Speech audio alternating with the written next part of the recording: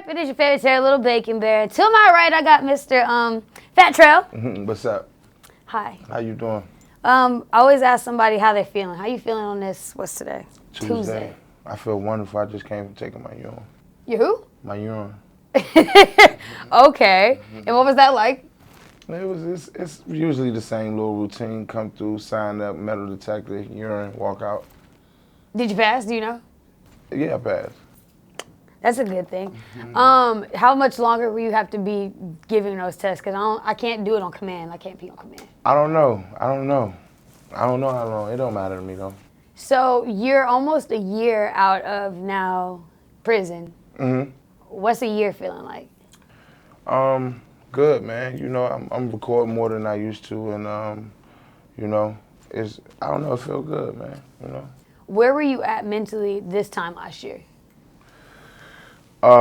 This time last year, I was about like 30 days away from release.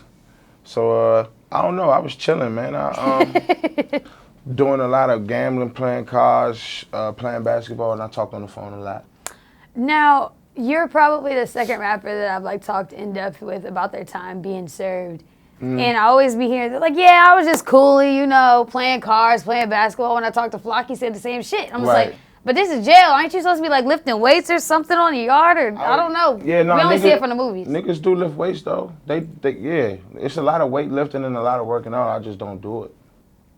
It's not. I'm a fat boy, man. I don't got no reason to lose no weight. I'm comfortable in my own skin. The ladies love me. So. Wait. But what about, okay, you can still be fat Trel while being healthy Trel. Is there ever that? Nah. Why not? Because I like to think that you got one life to live, and I feel as though you should be happy every day because you never know when you get past. So why spend time trying to please somebody else? Or I don't know. I'm not gonna eat asparagus. It's nasty. You know what I'm saying? I'm gonna eat steak and shrimp. But you can still have a veggie on the side. Get some spinach and your folic acid. On top of that, asparagus makes your pee stink. So I mean, spinach is horrible. That's not true. Only vegetable I eat is broccoli, and it got to be well done with cheese over top of it. That's what we do to like 10-year-olds. Why? So why wouldn't you want to be the best fat Trel that there is for the life and the longevity? You are looking at the best fat Trel there is. Period, point blank. Everything I do every day is what makes me the best fat Trel there is. The best fat Trel there is. So you think that you're probably in your prime now? Do you think that you're at your best right now? I don't know. That's not up for me to debate. I believe the streets should give you that answer, because if you ask me, I'm just living life and just making music. Like when I go in the studio and make music, I just pick 5 beats and just walk in the booth. I don't say, man, today I want to make a pop hit.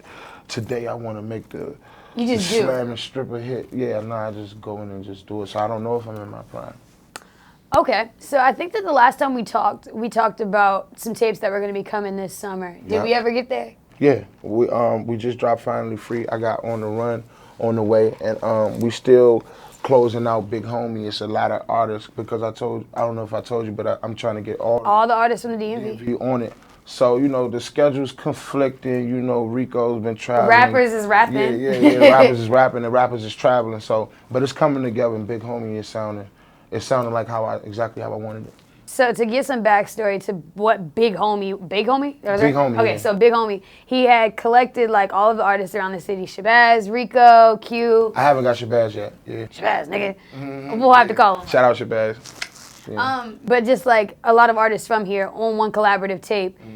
And I'm seeing that that's gonna be a hard task, obviously. Yeah, I mean, no, it's not a hard task. It's just schedule conflicting. You know what I'm saying? But once we knock out, like, I just want to get 2 records with each artist and pick the best, and then put them all on the tape. Some songs gonna have 3 artists on it, me and 2 other artists.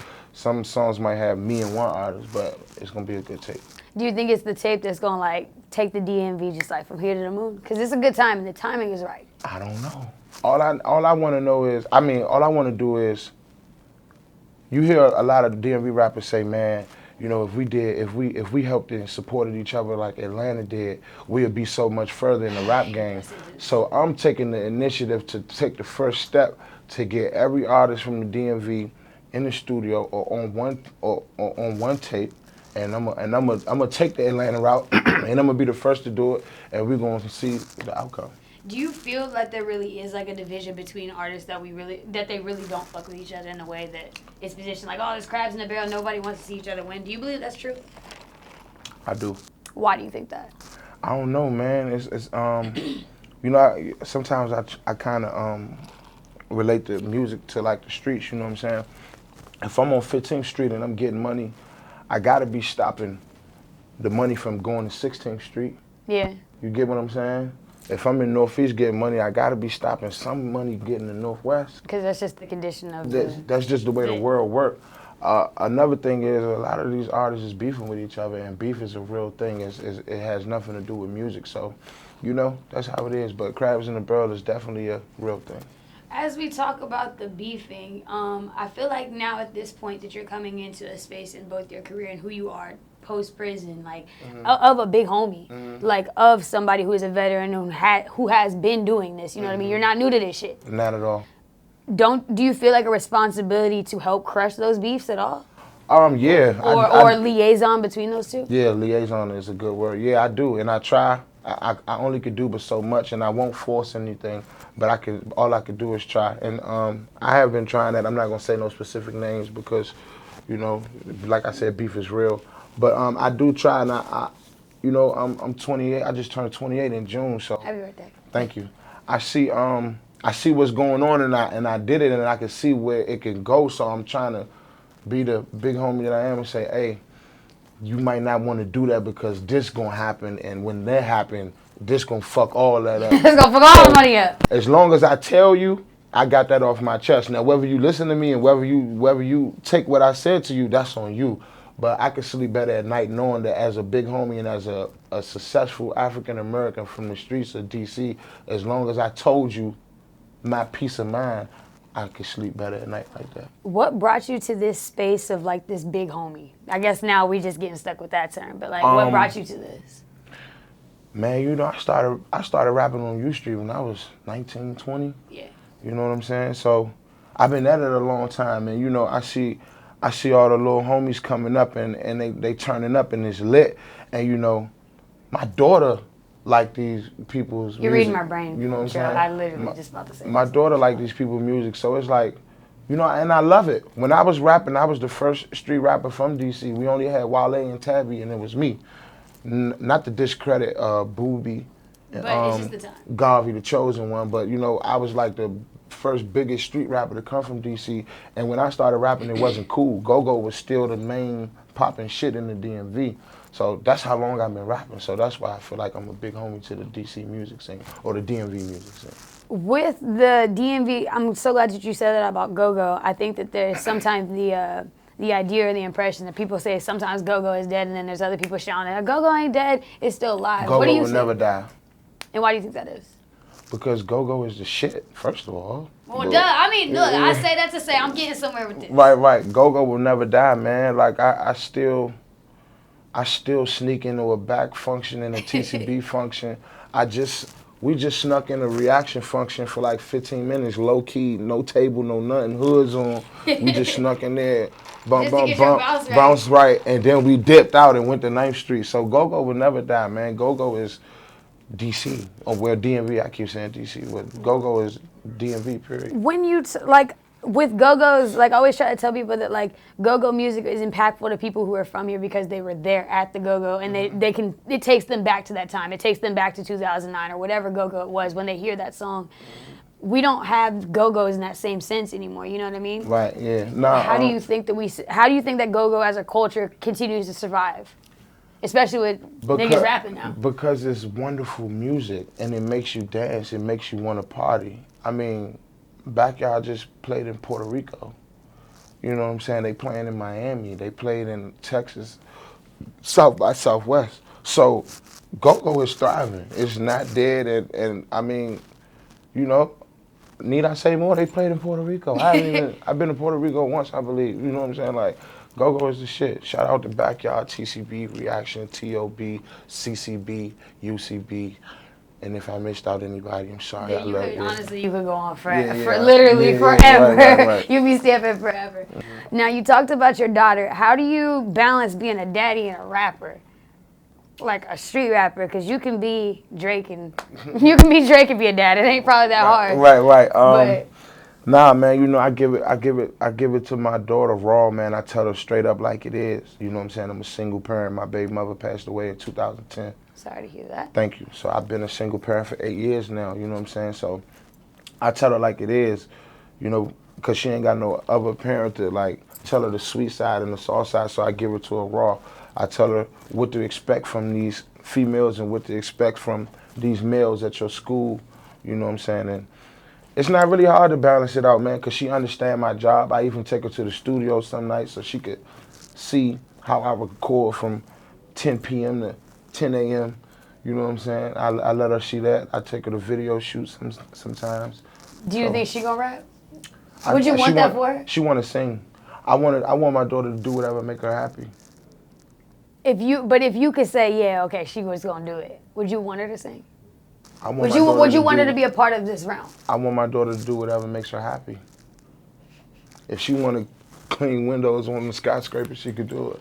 I don't want to give her no limits because she don't have, her mother's not here. Yeah. You know what I'm saying? You know how you got both of them parents like, Mom, I want to be a cheerleader, but Dad think I should play softball. Yeah. You know what I'm saying?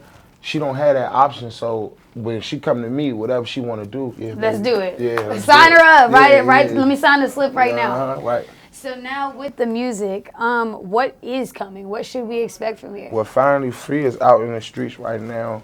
Rob Me, one of the singles, Rob Me, is taking over the whole DMV, man. Everybody is running around bumping Rob Me. Everywhere I go, they bumping Rob Me.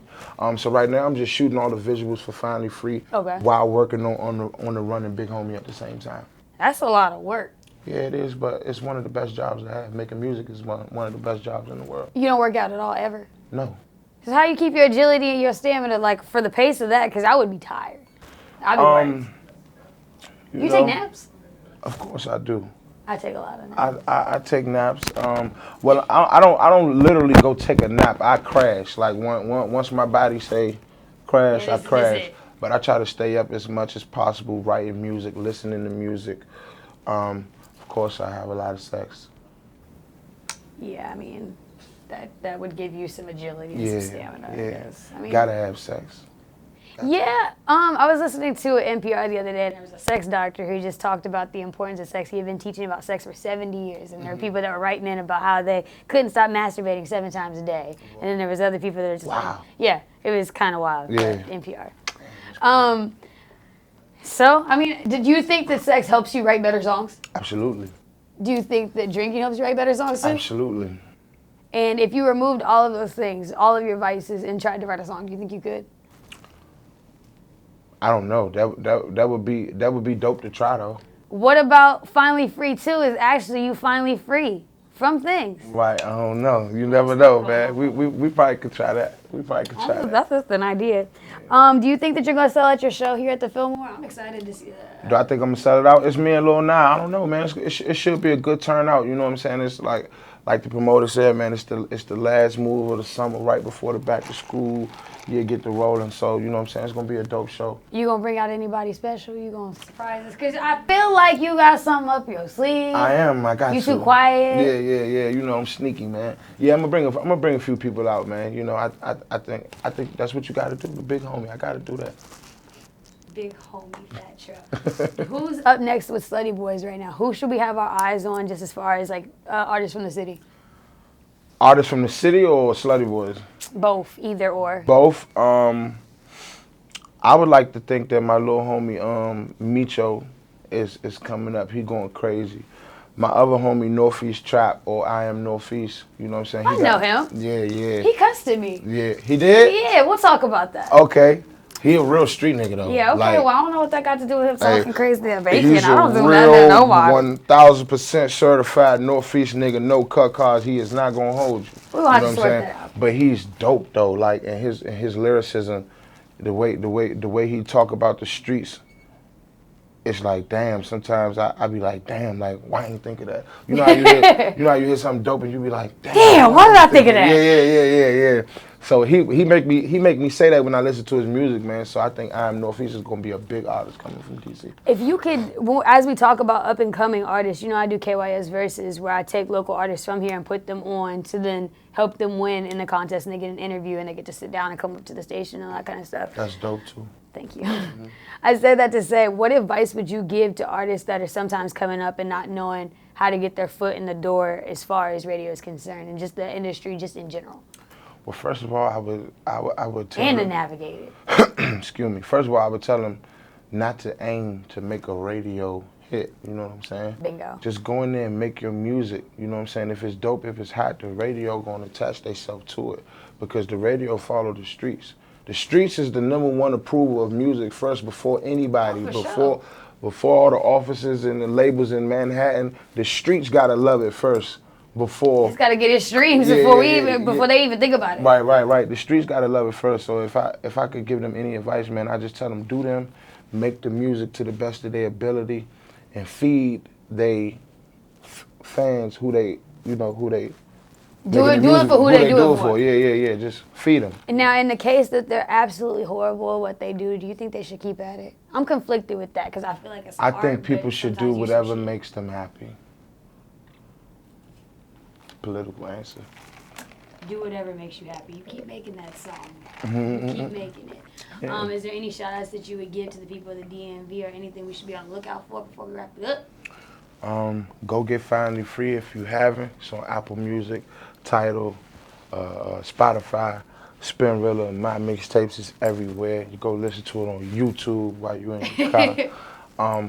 On the Run is up next, man, and Big Homie. I need Big Homie. I'm excited for Big Homie. I'm excited too because the more I listen to it, it's dope, man. It's really dope, and I'm excited to see the outcome of it, but I know it's gonna be some little issues because I got a lot of artists on it. And I was gonna say, so who do we need to get a hold of? Because if it's like, I gotta just call and say, hey, Trel looking for you because we need it on the tape. Yeah, get a hold of whoever, man. Don't matter, man. You know, I'm a real open person, man. If you DM my Instagram, I'm gonna send you my number, man. You call my phone and you pull up on me. I'm very upfront and out in the open with it. I'm not as private as some of these artists are. Like, I'm real 100% Washingtonian. You know what I'm saying? So all you gotta do is you give me your number, you call my phone, I'm picking it up. You know what I'm saying? I'm not gonna give you the spin around and give you one of my homies' numbers. Trel for the people. You pull up, man. You gonna run for president for 2020? Nah. SB in the office? I don't want them. I don't need my business out there like that. Nah, but still, I think that we could probably do well with some SB in the house. I'd do a mayor. I'd be like the mayor of DC, but I wouldn't be the president though. That's an idea. I don't know. We're gonna have to get you an election ready, but we can do that. Yeah. But yeah, that's it. That's all. Cut the camera off. I don't know what to say next. Okay. That's Trel.